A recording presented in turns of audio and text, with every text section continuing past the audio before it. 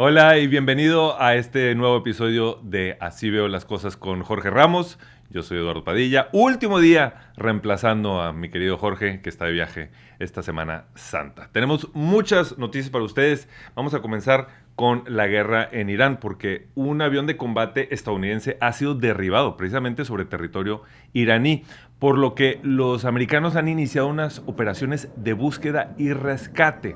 Al parecer, donde cayó el avión es una zona montañosa y rural del suroeste de Irán, por lo que la televisión iraní ha pedido al público que ayude a encontrar a los pilotos, ofreciendo una valiosa recompensa. Los pilotos típicamente llevan GPS y radio para que se puedan comunicar y rastrear. También cargan con agua, barritas para comer, un botiquín de primeros auxilios y una pistola. Y de hecho tenemos fotos de fragmentos del avión que están siendo publicadas en X por autoridades locales de Irán. E incluso una foto de lo que parece ser un asiento de avión con paracaídas utilizado. Ahí lo tienen en pantalla. Y bueno, precisamente para hablar de este rescate en curso, se encuentra con nosotros Arturo Grandón. Él es experto en seguridad e inteligencia y está conectado desde Santiago de Chile. Bienvenido, Arturo, gracias por estar aquí con nosotros. Hola, ¿qué tal? Gusto de saludarlos. Igualmente. A ver, Arturo, cuéntanos un poco lo que está sucediendo en este momento. Bueno, las informaciones aún están confusas a pesar de que han pasado las horas de que sucedió el evento, pero entre todos los analistas, inclusive del mismo Pentágono, no se ha llegado a una conclusión de que efectivamente sea un F-35 o un F-15. Ok. Eso es lo primordial. Lo otro es que podría ser, si es un F-15, que son todas las características que se ven en la fotografía o en los medios que se han divulgado, podría ser de alguna aeronave de los estadounidenses que está apostada desde el Reino Unido, que tienen base de operaciones ahí. Pero lo más importante en este momento es que se ha levantado una alerta, tanto desde Irán como de los Estados Unidos, para tratar de rescatar, si así fuera posible, a el piloto, ¿cierto?, de esta aeronave siniestrada. Ahora bien, el pueblo iraní o el gobierno iraní le dio un aviso a la población del lugar de que iniciaran también la población civil Sí. labores de búsqueda para ver si encontraban algún indicio de que hubiese resultado con vida y se hubiese logrado eyectar el piloto. Lo mismo que las fuerzas de inteligencia de los Estados Unidos y de Israel están trabajando también para tratar de obtener más información del hecho. Claro, los iraníes incluso ofreciendo recompensa. Pero ahora, una duda de si es el F-15 o si es el F-35. ¿Los aviones, va un piloto o va dos pilotos adentro de esos aviones? Dependiendo, ¿cierto?, del aparato van uno o dos, el piloto, el copiloto, pero en este caso todavía no está la información confirmada. Ok, Debería ser un piloto, debería ser un tripulante. Y lo más importante de todo esto es saber si acaso logró eyectarse antes del impacto y en qué lugar podría ser recuperado su cuerpo con vida o sin ella en realidad. claro. ¿Y cómo son estas operaciones de rescate? Bueno, se está trabajando en territorio hostil, Ujú, porque el avión cayó en territorio hostil, en este claro. caso el territorio que está, ¿cierto?, atacando Estados Unidos e Israel. Por lo tanto, se hacen difíciles. Hay unidades de rescate generalmente de los SEAL, de la Fuerza de la Armada de los Estados Unidos, pero también no nos olvidemos que hay un grupo especial del Airborne que también está desplegado en la zona, que podrían ser utilizados algunas unidades de rescate especial de operaciones especiales para, ¿cierto?, desplegarlas en la zona. Pero como es una zona hostil, generalmente estas labores las hacen los servicios de inteligencia y contrainteligencia que están dentro del territorio enemigo en operaciones encubiertas. Ah, qué interesante. Ahora, ¿cuál es el entrenamiento que reciben los pilotos? O sea, ¿ellos están entrenados para esconderse y esperar o están tratando de escapar por sí mismos? Sabemos que tienen radio y GPS para poderse comunicar. Sí, bueno, todos los pilotos ahora en la guerra moderna también están entrenados para lo que es los sistemas de evasión y escape, que se llama, es una instrucción especial que reciben todos los combatientes ahora, sobre todo los pilotos, y también la forma de cómo tratar de, si se encuentran en condiciones, de solicitar la ayuda correspondiente para enviar las coordenadas, ¿cierto?, del geoposicionamiento que tienen y así puedan ser ubicados más fácilmente. Pero también no debemos olvidarnos que las fuerzas con las cuales están combatiendo también cuentan con elementos tecnológicos muy avanzados que podrían eventualmente bloquear las señales para que no pueda transmitir, para que no pueda contactarse y para también llegar a su ubicación más rápidamente que las propias fuerzas. Pero ese entrenamiento el que mencionas del piloto para también tratar de escapar, o sea, ese piloto está tratando de contactarse con esas fuerzas de contrainteligencia que decías tú que están dentro de Irán, o es como por sí solos, o sea, tratar de salir. Solamente, no, ellos no tienen en este momento contacto con las fuerzas, ¿cierto?, de inteligencia o contrainteligencia que operan dentro del territorio hostil, sino que se envía una señal cada cierto tiempo para poder, ¿cierto?, lograr que ojalá sea visualizada o sea, ¿cierto?, contactada esa señal para tratar de ver su ubicación.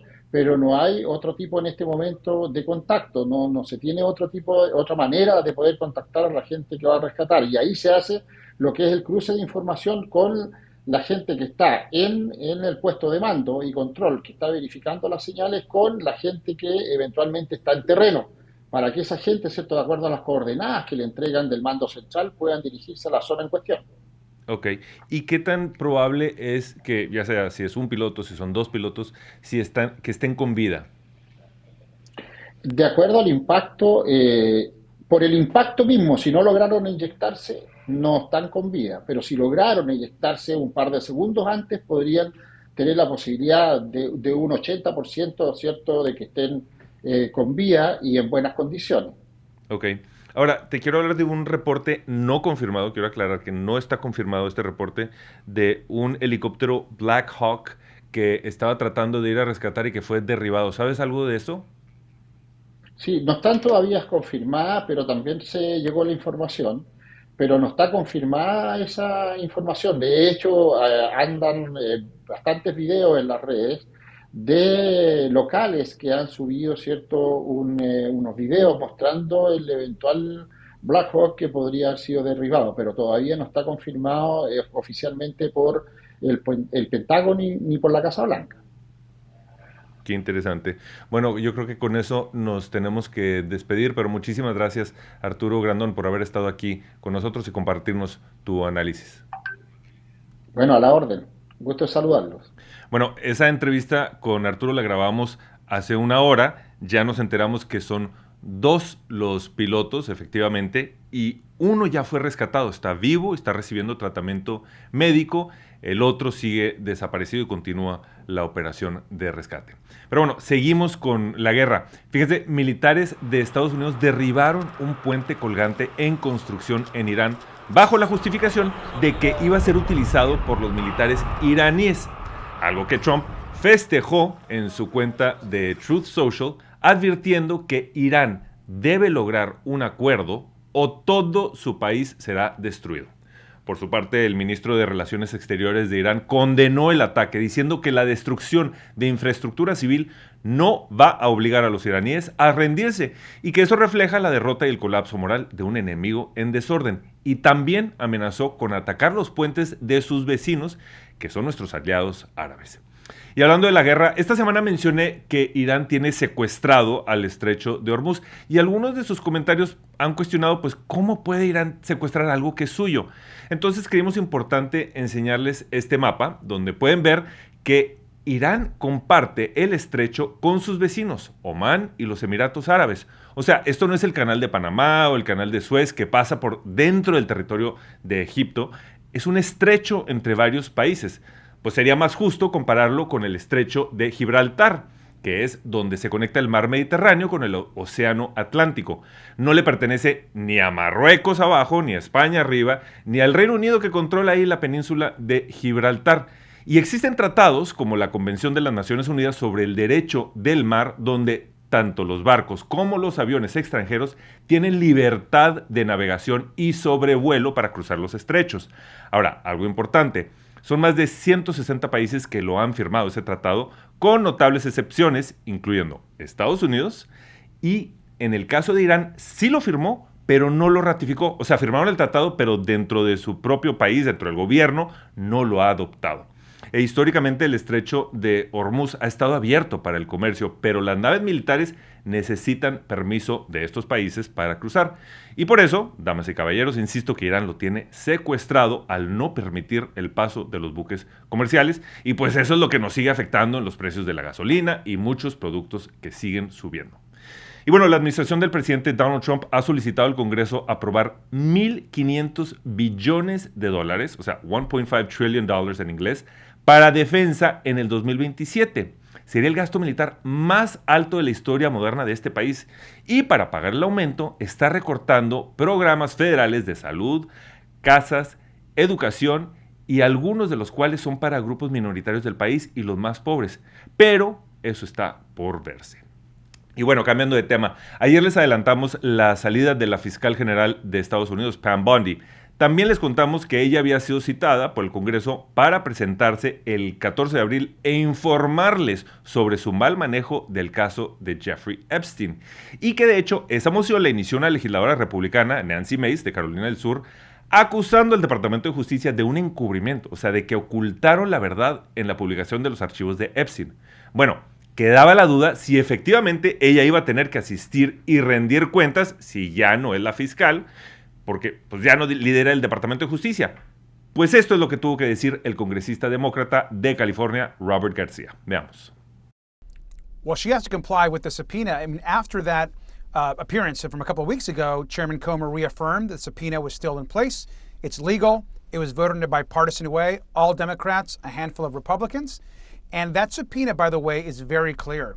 That Pam Bondi is to appear in front of our committee in just under 2 weeks, whether she is Attorney General or not. The subpoena is for her. And so she now has an opportunity, which is incredibly important, to address a committee about the Epstein files, about the failures of that investigation.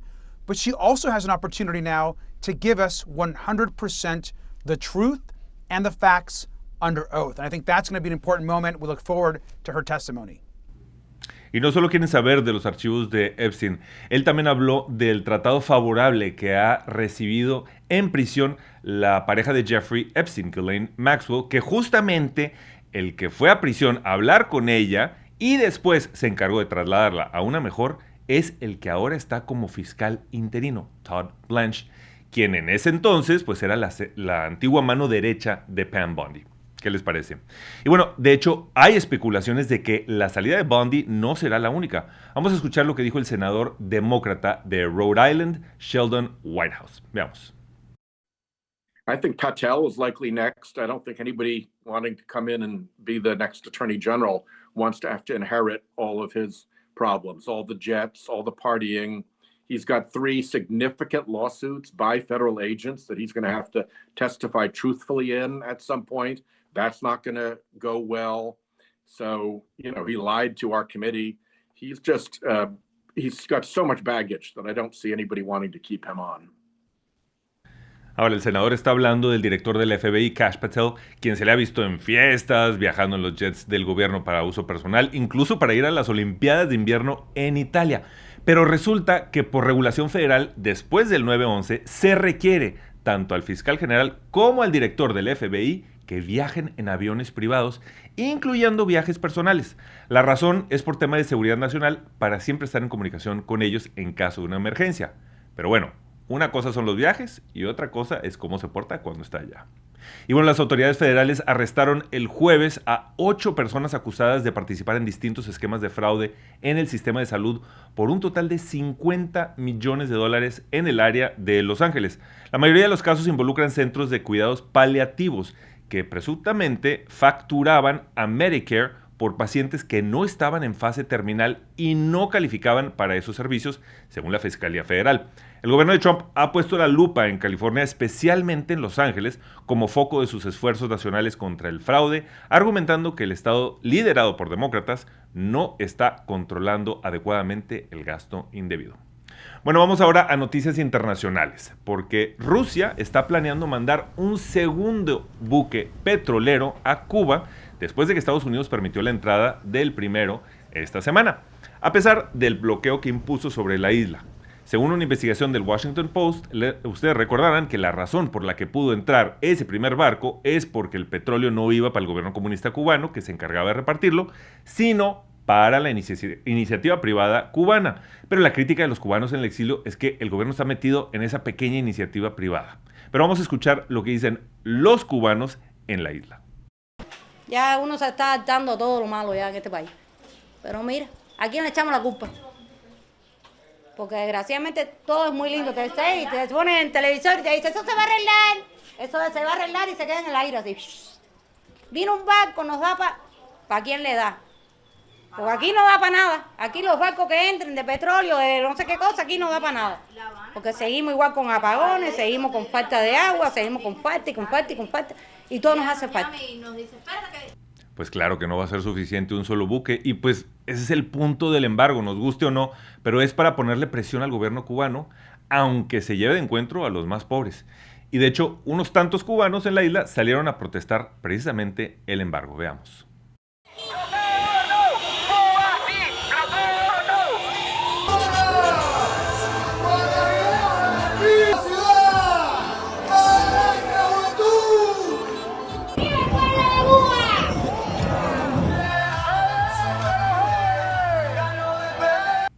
Ese de camisa azul que vieron en pantalla en un podio, pues es el dictador para algunos, presidente para otros, Miguel Díaz-Canel, obviamente apoyando a la protesta de los cubanos comunistas. Y bueno, de Cuba nos vamos ahora a México. Vean este video. ¡Huevos! No mames, sí se cayó, güey. Te dije que se iba a caer, gordo. ¿Qué pedo? Terrible, sucedió en Huejotzingo, en el estado de Puebla, e iba en dirección a Poza Rica, Veracruz. Desafortunadamente, las 4 personas a bordo fallecieron. Y lamentablemente esos no fueron los únicos muertos reportados en México. Miren esta gráfica. La Secretaría de Seguridad confirmó que el 2 de abril, Jueves Santo, murieron 31 personas asesinadas. En Sinaloa murieron 5 personas, 3 homicidios en Colima y otros 3 en Jalisco, y los demás repartidos en otros estados. Terrible la ola de violencia en México. Y bueno, de notas muy negativas, vamos a hablar una más positiva. Y vamos a hablar ahora de la misión a la luna Artemis II, o Artemisa en español, que es la diosa griega de muchas cosas, incluyendo la luna. ¿Se acuerdan que ayer les mencionamos que dejó de funcionar el único baño que tienen? Pues no sabemos por qué se descompuso o si alguien lo tapó, pero lo que sabemos es quién lo arregló. Veamos. I heard that there was a little bit of an issue with the toilet. Which one of you was the plumber?